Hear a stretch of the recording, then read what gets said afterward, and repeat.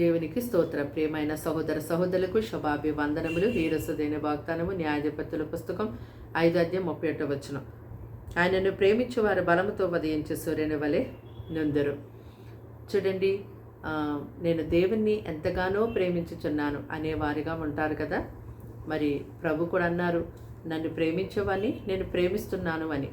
అంతేకాదు, మొదట ప్రభువే మనలను ప్రేమించి ఆయన తన విలువైన ప్రాణాన్ని మన కొరకు అర్పించారు. ఆయన ఈ లోక జనుల పట్ల తన ప్రేమను శిలువ మరణము ద్వారా వెల్లడిపరిచారు.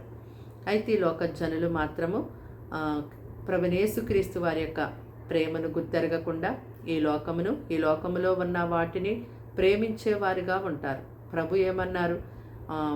ఈ లోకములో ఉన్న వాటిని ప్రేమించే వారిలో నా ప్రేమ ఉండదు అన్నారు. అయితే ప్రభుని ప్రేమించడము అంటే ఆయన యొక్క మాటల్ని, ఆయన యొక్క ఆజ్ఞలను గైకొని జీవించడమే ప్రభుని ప్రేమించడం. అయితే మీరు ప్రభుని ప్రేమించేవారుగా ఉన్నారా? అయితే మీరు బలముతో ఉదయించు సూర్యుని వలె ఉంటారు. ప్రార్థన. దేవానికి వందనములు, స్తోత్రాలు, స్తుతులు చెల్లిస్తున్నాం తండ్రి. ఈ మాటలు వింటున్నాను బిడ్డల్ని మీ రక్తంతో కడిగి ముట్టి స్వస్థపరచండి. వారింటి వారికి రక్షణ కలిగి చేయండి.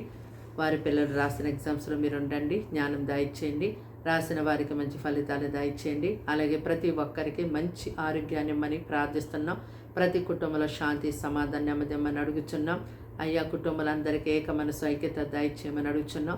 నీ ప్రేమతో ప్రతి ఒక్కరిని నింపి నడిపించమని ప్రార్థిస్తున్నాం. కక్షలు, పగలు, ద్వేషములు, వారవలేని తనములు అవన్నీ కూడా దూరపరచండి ప్రభా. అందరిలో సమాధానం, ప్రేమను అధికముగా కుమ్మరించండి. ఈ దినమంతని బిడ్డలకు తోడుగా ఉండండి. వారి సమస్త విషయాలలో మీరు సహాయం చేయండి ప్రభా. కీడు శోధన అపాయించి తప్పించి ఈ దినమంతా కూడా ఎంతో క్షేమాన్ని నీ బిడ్డలకు దాయిచ్చేయమని యేసుక్రీస్తు నామమున ప్రార్థన సమర్పించి వేడుకుంటున్నాం తండ్రి. ఆమేన్.